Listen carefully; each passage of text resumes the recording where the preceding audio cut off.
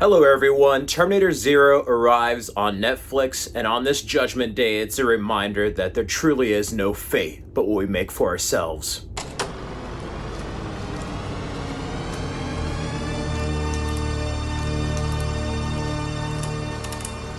Terminator Zero is from the production company who made Ghost in the Shell, and it's a Japanese anime. It arrived on Netflix and consists of 8 episodes that are approximately 25 to 30 minutes. So you can get the whole show done in about 4 hours. I absolutely love this. This was a breath of fresh air for the Terminator franchise, after Dark Fate, after the past couple of movies.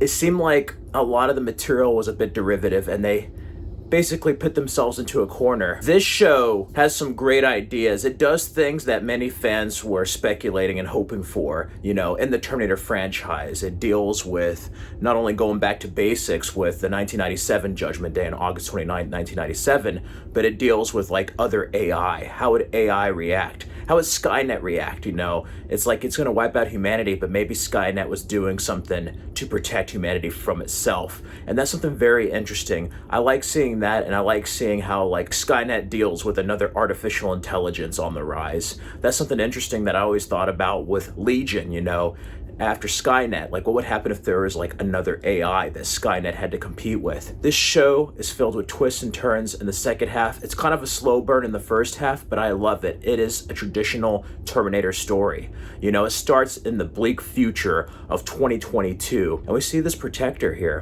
who goes back. So we have a human TechCom soldier, and we have a machine, a Terminator, come back. The Terminator, of course, in this is played by Timothy Olyphant. He gives such a cold performance. And one thing I have to say about this, I love how horrific and just terrifying the Terminators are again. They're cold. They don't have any remorse. They can't be bargained with. They can't be reasoned with. And they will not stop ever until you are dead. And I love how this goes back to the horror roots of the Terminator from 1984. I mean, the other Terminator movies, you kind of had them push people around and they softened them up a bit. No, this is hardcore. This is more in line with the early James Cameron films, I must say.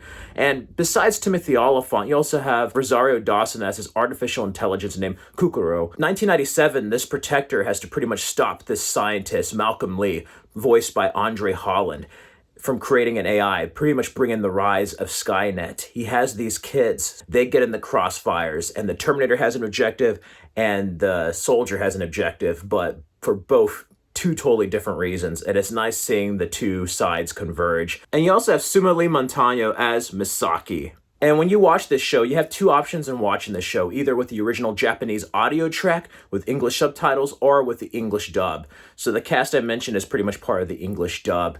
Man, I really enjoyed this. This was such a breath of fresh air, like I said earlier. And it has a lot of callbacks to the other movies. The first movie, the second movie, even some Rise of the Machine, Salvation, and Genesis moments. I liked how they paid homage to different movies, And that was so cool. And it was also cool seeing a different story that didn't revolve around John and Sarah Connor. I mean, John Connor and Sarah Connor are the main characters of the Terminator films, and it's always nice seeing how iconic Arnold Schwarzenegger is.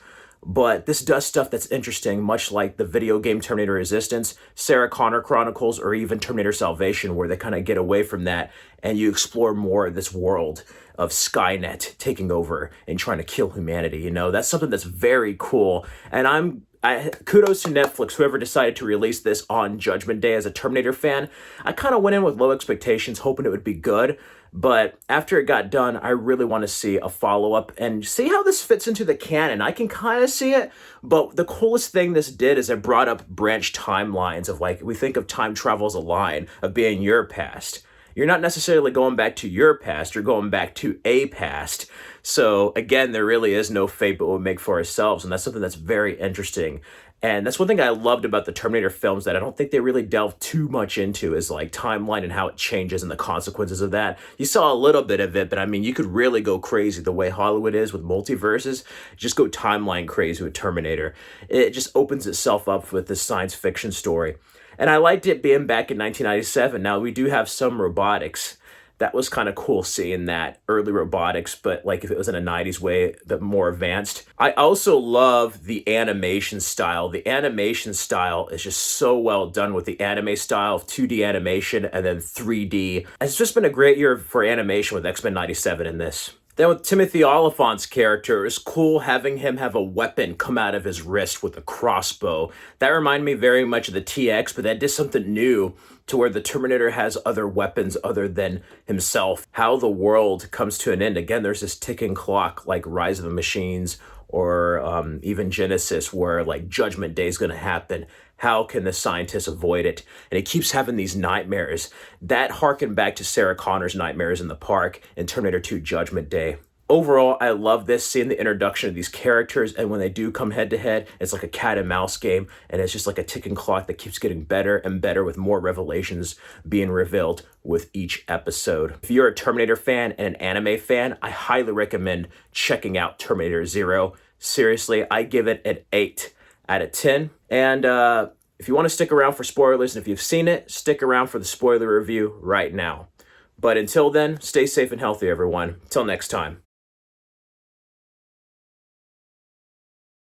Spoilers! I love seeing how Misaki turned out to be a machine. That caught me off guard. And then, like, the whole revelation of Malcolm Lee being from the future, creating Misaki and knowing about Skynet and creating another artificial intelligence to stop Skynet. And I also loved how his son was the one that sent Timothy Oliphant's Terminator into the past. That was some crazy stuff, I have to say. And even down to the Protector being in the future with younger Malcolm. I mean, oh my God, like the whole thing is just crazy with timelines. And I like that twist of going back and trying to change stuff. I mean, that was kind of explored in the Sarah Connor Chronicles. James Cameron's original idea kind of dealt with like resistance soldiers being sent back. But like, that's so cool that they're exploring other avenues of this Terminator world in a fresh way, you know, that doesn't feel like it's just a knockoff of Terminator 2. I loved how it went back to its horror roots, and we'll have to see what happens. Of course, it's going to get worse before it gets better, and I really hope there's a season 2. I really do, because this is the most refreshing Terminator has been in a number of years, seriously, and I absolutely love this. Being a fan of the T2 Infiltrator novels and different things like that, the TV shows, the video games, some of this stuff was explored there, but I'm just glad somebody's doing it in a respectful way that stays true to the first 2 films and the world that James Cameron created. And I highly recommend it if you're a fan of the Terminator franchise. Until then, check out these other Terminator videos for more content. Stay safe and healthy, everyone. There is no fate, but we make for ourselves.